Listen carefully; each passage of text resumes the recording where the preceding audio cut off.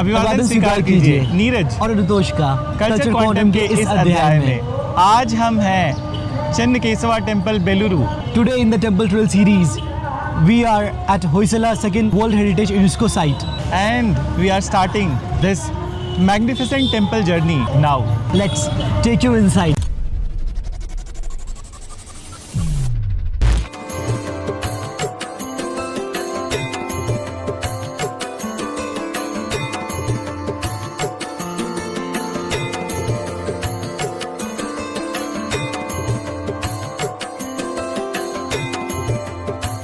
We took this flower to offer it to the god. Chennakeshava.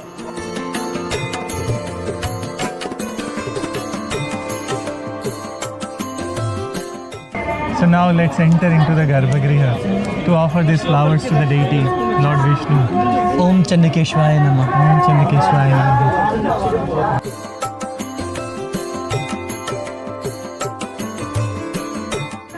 There are many different type of the pillars in the temple, like Mohini pillar, like Narsimha pillar, and the Garuda pillar.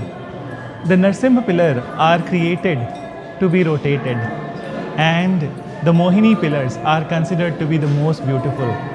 This is one of the most beautiful pillar. As you can see, it is the black chloritic soapstone. The sculpting is so fine at this particular place, as if even a water drop, if it will fell on it, it will create an impact on this particular pillars. The beauty is beyond description. One has to come to this place to look at the beauty of this particular temple.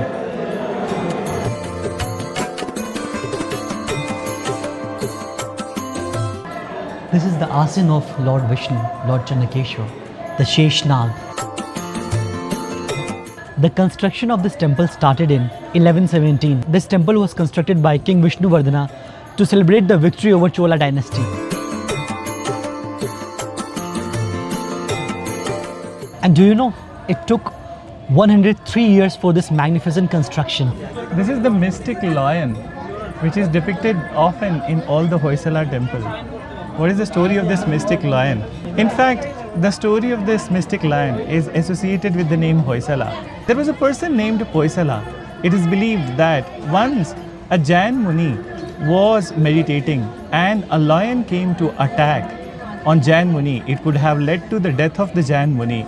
But then Hoysala saved the Jain Muni.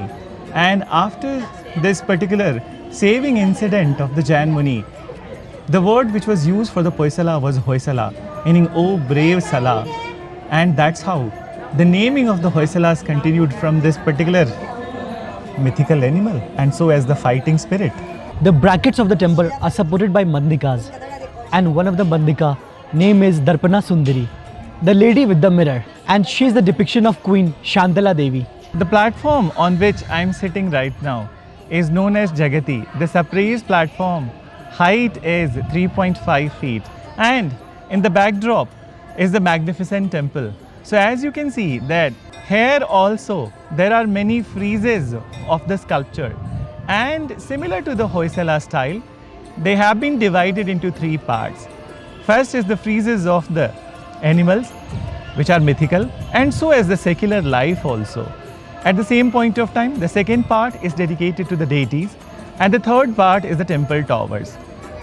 Now coming to the sculptures which are depicted on it.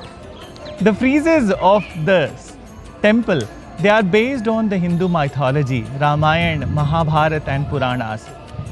It has all those stories from these all popular literature of the Hindu faith. For example, it has depiction of the Dasavatar of the Lord Vishnu, his Narsimha avatar, his Varaha avatar, all are depicted on the walls.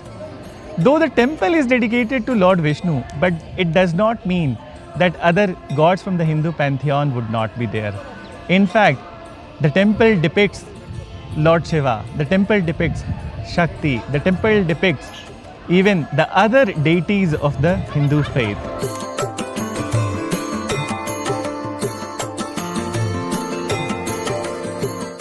The base of the temple are supported by elephants, and elephants depicts strength, power, courage, and at the same time purity and peace. And above the elephant we have this floral motif. And it is said that these flowers are the offering to the Lord Chennakeshava. This panel depicts different deities or gods from Hindu pantheon. You can see Lord Ganesha, Lord Shiva, Lord Krishna, everyone over here. This means that when Chennakeshava, Lord Vishnu came here, all these gods came with him together to bless the temple, to bless this place.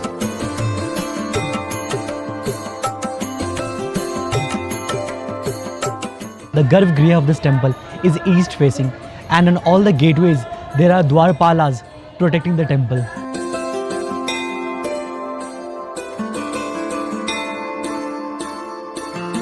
This is the image of Garuda, which is the vehicle of Lord Chennakeshava, who is also known as Lord Vishnu. The Garuda is facing straight to the Garbhagriha, and he protects the Garbhagriha as well.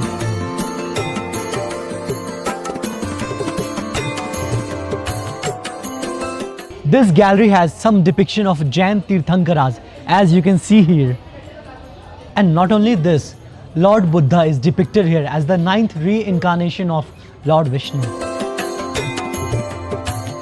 So as you can see on this wall, the 24 Tirthankaras. But why they are depicted on this particular temple?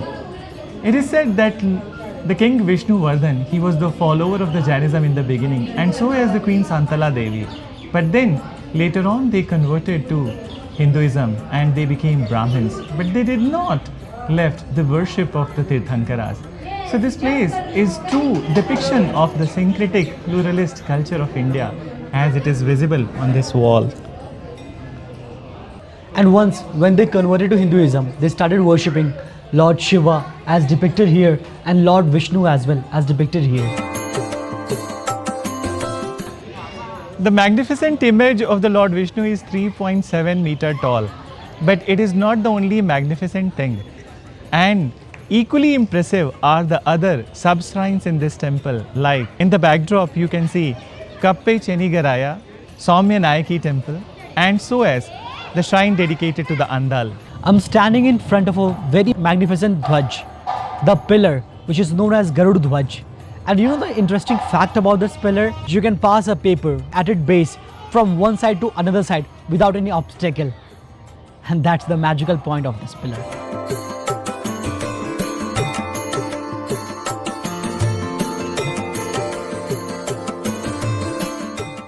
You can also find the multiple scenes from Mahabharata as depicted on the walls of the temple. I will not always have to tell you that how beautiful this temple is. You yourself is witnessing this temple. But what if all the towers of the temple would have been intact? Even on this flat structure, there were the towers. As you can see on my both hand side, these smaller shrines, the Bhumija style tower, and like this only, there were towers of Bhumija style on the top of the temple as well. And where are they now? So actually these towers were gone when the invasion of the Khilji and the Tughlaqs happened. And these towers were no more just because of those invasions. Now they have been kept in the museum, but imagine if they would have been there.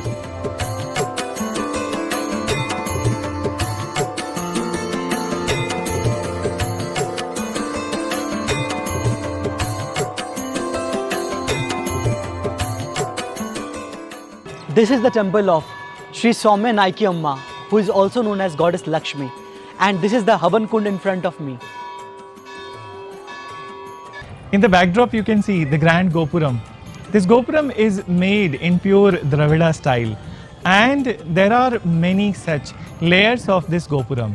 On the gopuram you can see n number of the sculptures based on Hindu mythology. Different figures from Hindu pantheon are depicted, and one of the common running image that you can see not only on the gopuram but also on the entrance of the Garbhagriha, that is the image of the Garuda with his two feathers like this.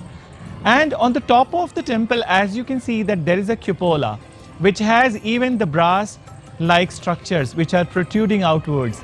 These are the finials of the temple. And the temple is actually syncretic mixture of not only the Hoysala but some elements from the Dravida style also. One of the notable speciality of the Hoysala style is the construction in the chloritic soapstone. As you can see in the background, right now it's smoky grey, but when it rains, it turns black.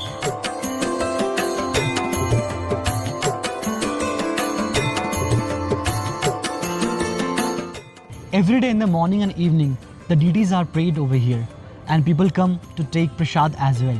And now, after the evening darshan, it's the time to take the prasad, the divine offering of the god. Let's take the prasad.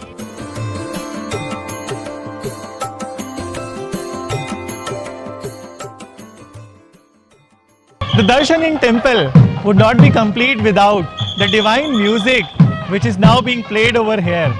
The beats of the drum and the sehnai, as you can witness, it gives a feeling which I cannot express in the words. I would suggest and I would request, please visit Chennakeshava Temple, Belur, to have the darshan of the handsome Keshava. This is the Bhojanalaya of Chennakeshava Temple. And the divine offering is inside. Let's take the divine blessings. Let's have it.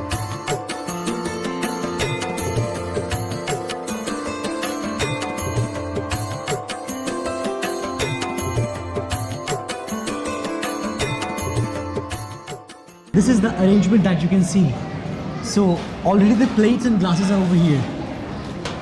And the divine offering would be offered in this plate itself.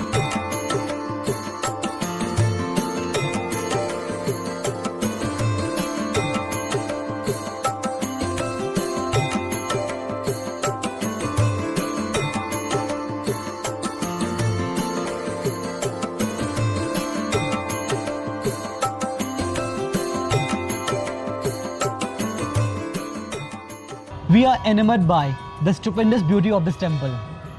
And this stupendous beauty of the Indian temple architecture will further continue. And to know more, Please stay tuned to our channel Culture Quantum. And please do not forget to like, share, subscribe comment, and recommend our channel Culture Quantum. And please do not forget to press the bell icon. Ding dong. While making this video, we came across a rare fact that the Chennakeshava Temple is a functional Hindu temple where prayers are offered to the Lord every day. That too with dhol and tashas. There are other deities in the temple premise and every day puja archana is done. There is a prasadam bhojanalaya also where devotees are requested to have bhojan or prasad after the prayer. Devotees can also offer garlands and flowers to the Lord. The entire atmosphere of Chennakeshava Temple is mesmerizing. You feel blessed when you enter the premise of the temple. The team of Culture Quantum felt like settling down in the city of Belur. Om Chennakeshwaya Namah. We from the team Culture Quantum invite you and welcome you to the Bengaluru, which is also known as Velapuri.